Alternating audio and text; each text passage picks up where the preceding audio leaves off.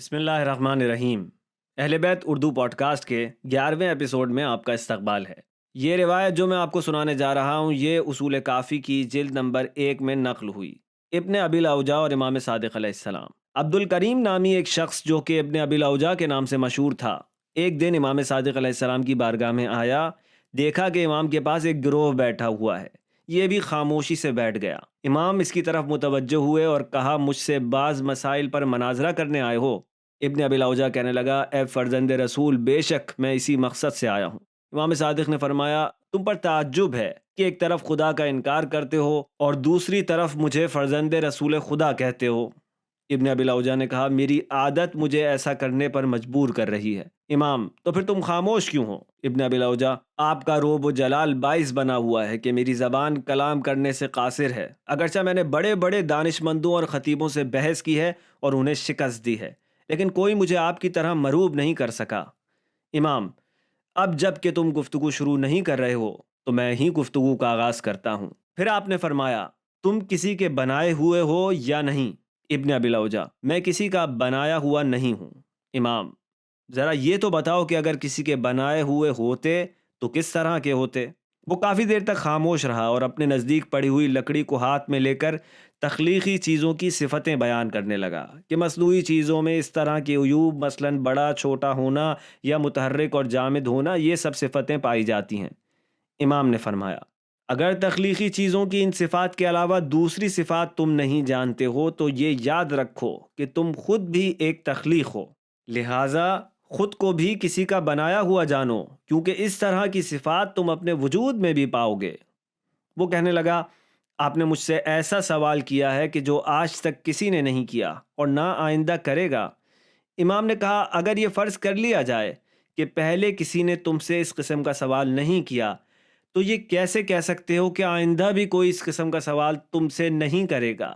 اس طرح تو تم نے خود اپنی بات پر نقض وارث کر دیا کہ تمام پہلی اور پچھلی چیزیں برابر ہیں، لہٰذا اس بنا پر ایک چیز کو مقدم اور ایک چیز کو مؤخر مانتے ہو۔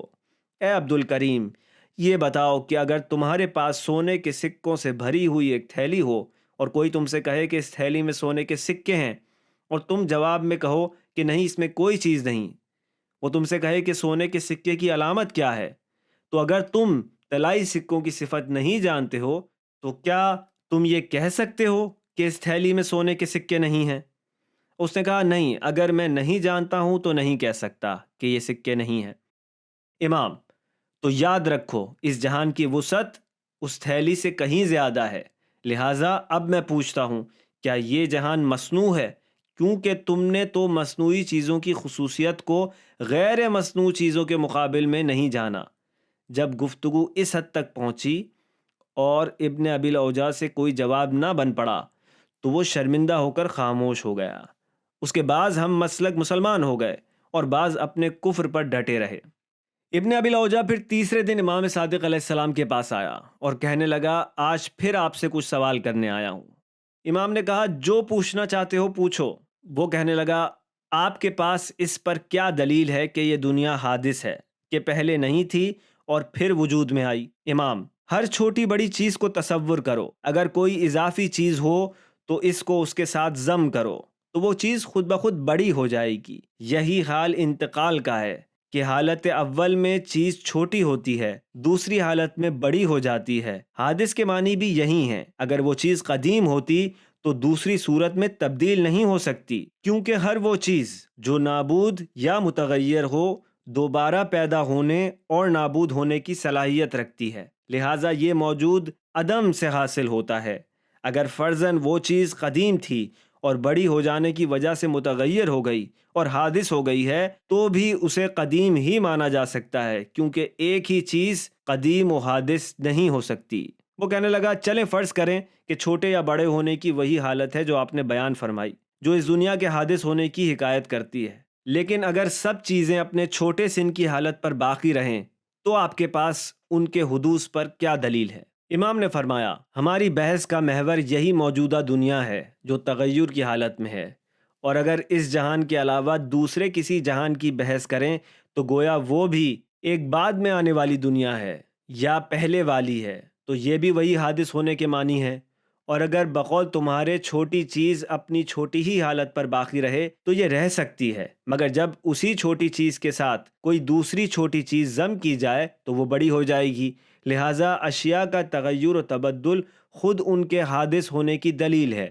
ابن ابی الاوجاع اور امام صادق علیہ السلام کے درمیان مناظرے کے دوسرے سال کنارے کعبہ پر پھر امام صادق کی اس سے ملاقات ہوئی۔ امام کے کسی چاہنے والے نے امام سے عرض کی، مولا، کیا ابن ابی الاوجاع اب تک مسلمان نہیں ہوا؟ امام نے جواب میں فرمایا، اس کا قلب اسلام کے مقابل اندھا ہے، وہ ہرگز ایمان لانے والا نہیں ہے۔ جیسے ہی امام کی نگاہ ابن ابی الاوجاع پر پڑی، آپ نے کہا، اب یہاں کیوں آئے ہو؟ ابن ابی الاوجاع کہنے لگا، اپنے معمول کے مطابق مسلمانوں کی موسم حج میں دیوانگی، پتھر پر سر مارنے اور چومنے اور چکر لگانے کو دیکھنے آیا ہوں۔ امام نے کہا، تو اب تک اپنی سرکشی اور گمراہی پر باقی ہے۔ ابن ابی الاوجاع جیسے ہی بات شروع کرنا چاہتا تھا، امام نے فرمایا، مراسم حج میں مجادلہ صحیح نہیں ہے۔ پھر آپ نے اس کی ابا کو ہلاتے ہوئے کہا، اگر حقیقت وہی ہے جس کے ہم معتقد ہیں، اور بے شک ایسا ہی ہے، تو ہم کامیاب ہیں، اور اگر حق تمہارے ساتھ ہے اور یقیناً ایسا نہیں ہے تو ہم اور تم دونوں کامیاب ہیں۔ چنانچہ ہم دونوں حالتوں میں کامیاب ہیں، لیکن تم ان دونوں صورتوں میں سے ایک میں ہلاک ہو جاؤ گے۔ امام نے یہ فرمایا اور اسی دوران ابن ابی الاوجاع کی حالت بدلنے لگی۔ وہ اپنے اطرافیوں سے کہنے لگا، میرے دل میں درد ہو رہا ہے، مجھے یہاں سے لے چلو۔ جیسے ہی اس کے اطرافی اسے لے کر چلے، وہ راستے میں ہی مر چکا تھا، لہٰذا وہ اسی طرح کفر کی موت مرا۔ دعا کرتے ہیں کہ بار الہ بحق اہل البیت نبوہ ہمارے سینے کو حق کے لیے کھول دے اور ہمیں حق کے مقابلے میں ہٹ دھرمی، ضد اور انا سے اپنی پناہ میں رکھ۔ آپ کی سماعتوں کا شکریہ۔ خدا حافظ۔